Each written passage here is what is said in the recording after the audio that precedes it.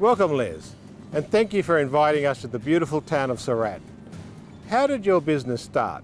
Well, Warren, Warroo Game Meats started back in 1999-2000. I'd been away playing rugby league for a couple of years and decided to move back home. The kangaroo industry, Warren, has been in our blood basically since I was born, and my father was one of the biggest kangaroo skin buyers in Australia in the mid-80s, and he bought a lot of kangaroo skins. So Mum and Dad built that business up to a stage when he tragically passed away, and then Mum kept the business going for a while, but it was very male orientated and very hard for her to keep going. So we eventually, I was too young at the time, and it just got too much for Mum, and we sort of give it away there for a bit. And then, back in 2000, that's when we made the decision to come back into it and start to build again. We decided to start our own pet food business with meat, which we'd never ventured into that before. It was always skins, which we did, and so we did that. We started that, and then we went.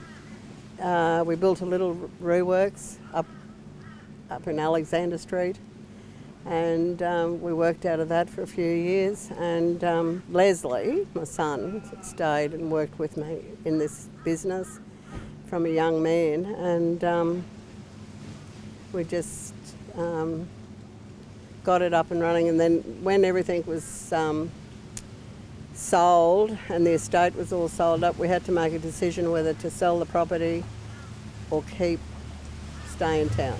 So Leslie and I decided to live in town on the block we own, sell the property because everything was worth absolutely nothing. I think we were selling cattle for $90 a head in those days. So we thought if we could make a living out of the roux industry, that's where we'd stay, which we did. And we stayed there, and as we got going, everything started to change in the roux industry, in the pet food side of it. It all became human consumption after a few years. So that's kangaroo meat? Yeah, kangaroo kebabs, marinated. And these are sausages? Sausages that we made here. So this one's cracked pepper and Worcestershire sauce. And those ones here? And they're Vegemite and cheese. Vegemite and cheese? Can't get any more Australian than that. That's, mate, if I don't eat one of them, that's un-Australian straight away there. They'd have to take me citizenship off me. So I'll try some of them. That's great. Brilliant. I'll have a bit of a go at this. Yeah. Beautiful. That is fantastic. You can send a truckload down. Can't get any more Australian than that. We process approximately 2,000 kangaroos per week, and on a 52-week year, probably 80,000 a year on average. And of that, we probably come up with about up to 35 to 40 tonne of kangaroo products per week that we ship out of Surat. So it's quite a substantial load out every week from here. We do nothing of the kangaroo gets wasted. Every bit of the product is used and utilised, whether human consumption or pet food, and a rendered product at the end. So nothing gets thrown away. We employ here at Warroo Game Meats approximately 25 staff at the moment. In peak season, we could be up to 30. So, Warroo Game Meats has a vast array of boners, slicers, meat packers, labourers and general staff all round. My name's Karina Allwood. I've worked for Warroo Game Meats for about 8 years now. I'm a slicer, so basically that means that I take out any of the good fillets, determine if anything's not fit for human consumption, send it through the pet food, break down any bones or anything that need to be done.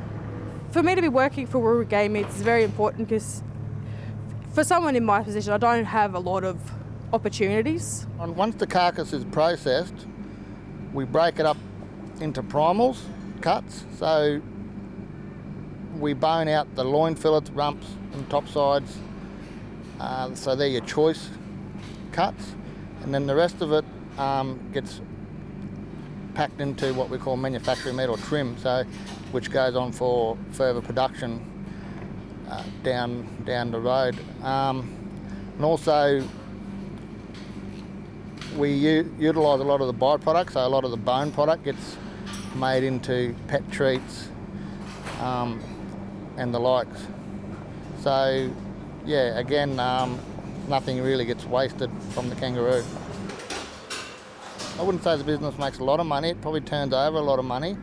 And we put a lot of money back into the town through our employees. Probably close to $1 million in wages goes back into the local economy just in wages from our employees here, which has a big impact on the town. Justin Washington, principal at Surat State School. Currently have 97 students from prep to year 10, 14 Indigenous students enrolled at our school. So Warroo Game Meats, they've given us the opportunity, they've partnered with us to provide opportunities for our students to do work experience. As a result of that, some of our students have picked up part-time employment at the Warroo Works, and you know, they work weekends, they work after school, and I believe also they're working on the school holidays. So the work experience is a bit of a stepping stone for them. It gives them the opportunity to develop the skills and I guess show their employers that they're capable. Warroo Meats means everything to me because it's an offset of when Leslie's father was alive, from being involved in the roos and industry virtually most of my life, with skin shooting. We followed it right through until where we are today, and we're very passionate about it. Leslie's very passionate about it because of his dad, and he loves this industry as well. And he's married now with 2 young children, and is a young man in an industry that's very hard and is struggling at times. But we stay here because it's what we love doing. And we're very, very passionate about it. And we have got a very, very good product, which people that buy from us, buy our product, they know us now. We've been here for nearly 20 years. Oh look, I noticed on your packaging you also got Supply Nation certification, which means you're an Aboriginal company. Yeah. So that's great. That's awesome. Yeah. And you've got the Safe Food accreditation as well. Yep. And we also got our ACCUP accreditation as well, which is above and beyond the general safe food standard. Yep. Yeah. So we've got another national standard that we get recognised by. Joe White, macropod harvester for Warroo Game Meats and other companies. Been harvesting roos now for about 5 years for myself. Shot kangaroos all my life pretty much with my old man, and yeah, for the last 5 years I've been pretty consistent. I harvest about sort of on average 60 on a good night, so anywhere from sort of 30 to 70 depending on the weather.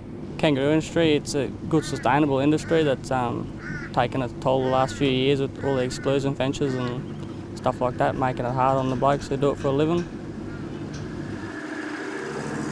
We need to make sure the industry continues for further generations because they're a remarkable creature and they can adapt to all seasons, and I'd hate to see the commercial industry be shut down at some stage because the animal, the kangaroo, needs to be utilised because we don't want to see it wasted and destroyed in vain, so to speak.